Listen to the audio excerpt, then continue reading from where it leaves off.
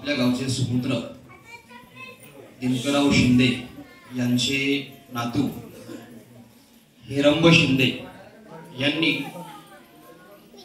त्यांच्या साधनेच्या अनुष्ठानाच्या गुरुबद्दलच्या असलेल्या श्रद्धेतून एक छान अशा ग्रंथाची निर्मिती केलेली आहे। आणि ती ग्रंथ निर्मिती करत असताना ज्या ज्या वेळेला त्यांचं लिखाण चालू होतं त्या वेळेला ते केलेलं लिखाण त्यांनी वेगवेगळ्या विद्वानांच्या समोर मांडलं। जेवढं लिखाण होईल तेवढं लिखाण ते विद्वानांच्या समोर मांडायचं आणि विद्वानांच्या समोर मांडलं की विद्वानांनी त्या लिखाणाला सहमती दर्शवायची, इतक्या उच्च प्रतीचं लिखाण त्यांनी केलेलं आहे।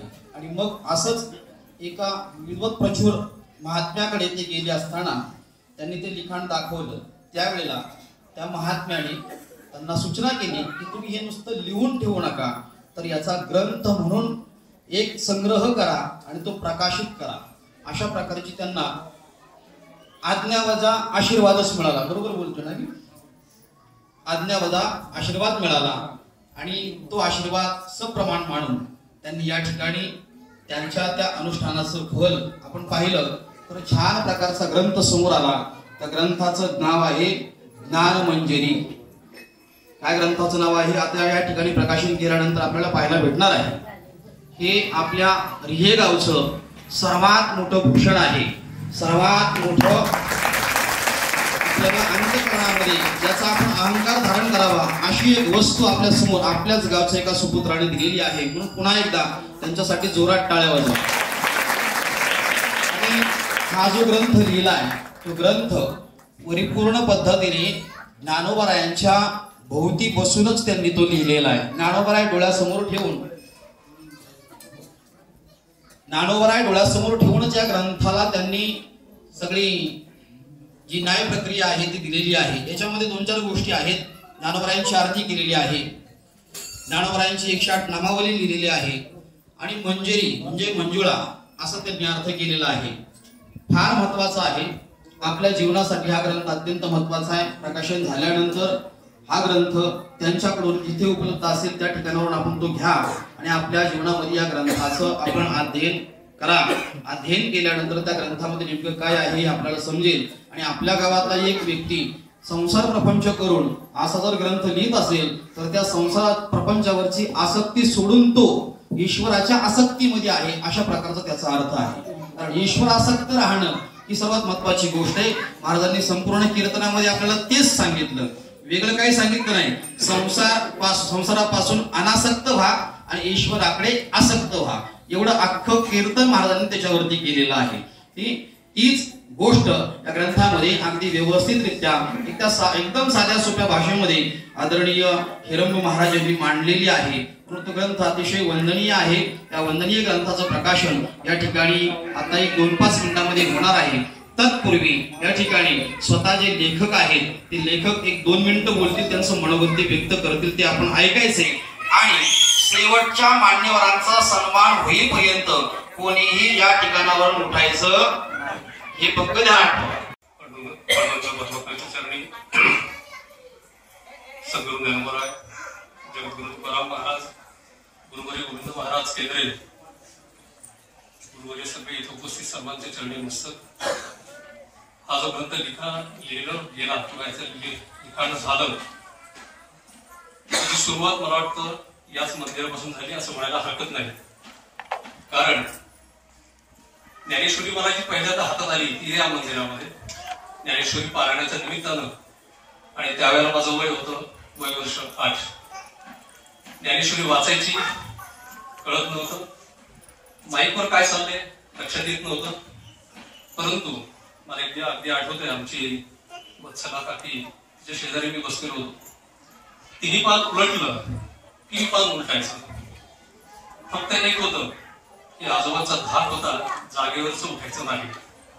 आणि म्हणून तो आजोबांनी, आमचे आजोबा हरिनारायण वैकुंठवासी दिनकरराव शिंदे, दिनकर गवळी म्हणून आपण आधीच्या पिढीतले सगळे ओळखत असाल, तर म्हणून त्यांनी हा केलेला संस्कार आहे तो आज फळाला आलाय असंच मी इथे नमूद करू इच्छितो। त्यावेळेला आमच्या अण्णांच्या सोबत अनेक मंडळी होती, मगाशी महाराजांनी उल्लेख केला तसा ही मंडळी फार श्रीमंत होती असं नाही, पण ती संस्काराने श्रीमंत होती.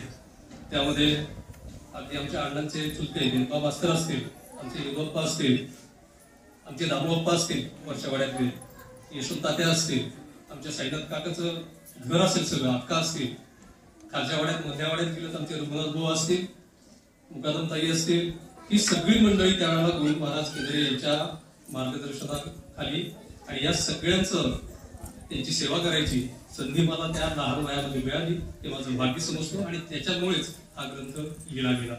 या सगळ्यांच्या वळकटी 2 दिवस आमच्याकडे यायच्या आणि त्या वळकटीवर शाईनी नावं घालायची. ती छोटीशी सेवा त्यावेळेला मला दरवर्षी मिळायची. या सगळ्यांना आठवत असेल, यांची पहिली उत्तर भारत यात्रा झाली त्यावेळेला माझं पण वय असंच 8-9 वर्ष होतं. या सगळ्यांच्या मांडीवर बसून मी त्यावेळेला ही उत्तर भारत यात्रा केली आणि तो जो झालेला संस्कार आहे, तो संस्कार आज इथे या पुस्तकाच्या रूपाने तो प्रगट झाला असं मला मानवायचं वाटेल. यामध्ये या सगळ्यांचे आशीर्वाद, या सगळ्यांनी केलेले संस्कार आणि त्यानंतर योगीराज गुळवणी महाराज हा शक्तिपात क्षेत्रातला, शक्तिपात संप्रदायातले फार मोठे व्यक्तिमत्व आपल्याला डेक्कनच्या इथे नळस्टॉपच्या इथे त्यांचा आश्रम आहे.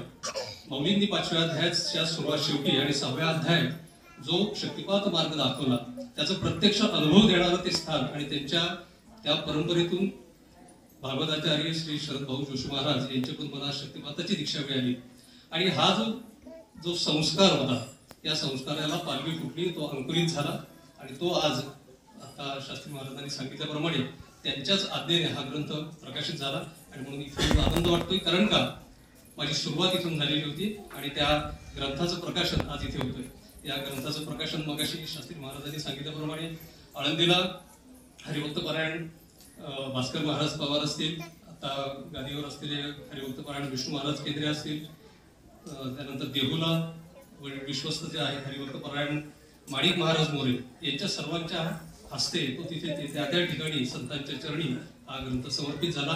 आणि यानंतर ही संधी मला इथे प्राप्त झाली. मी सर्व आयोजक, संयोजक, खरं तर आपलं हे घरातलेच आहे त्यामुळे आभार मानायचं नाही, परंतु ऋण व्यक्त करायचं, ते ऋण इथे व्यक्त करतो. आणि या कार्यक्रमाला आमच्या कुटुंबातर्फे थोडीशी एक मदत म्हणून फुलाची पाकळी मी गोपाळ दादांना मी विनंती करतो की त्यांनी त्याचा स्वीकार करावा अन्नदानासाठी.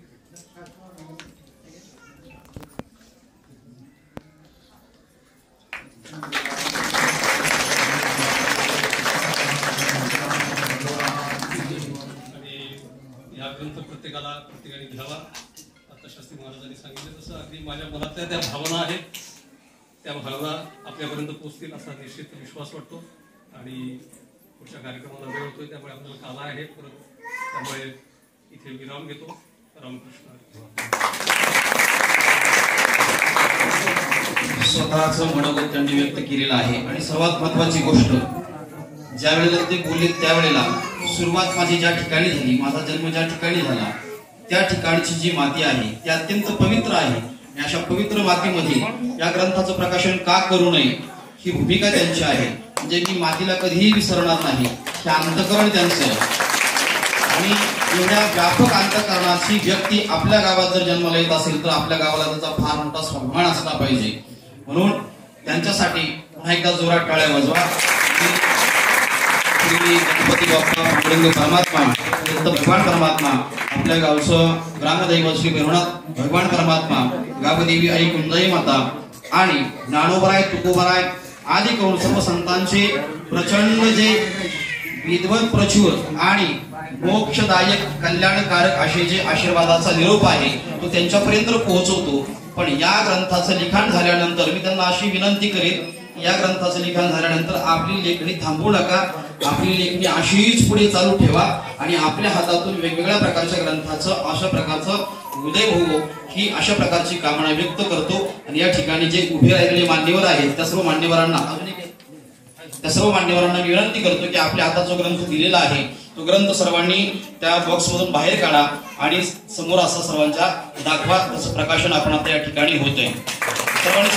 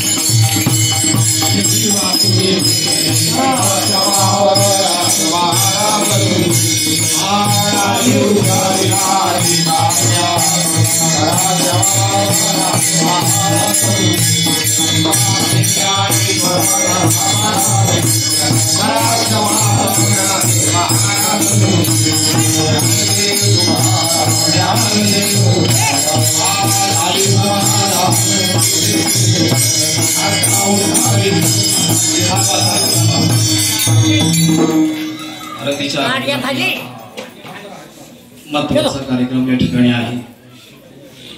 ती गई तरी जात्यांना करता येईल.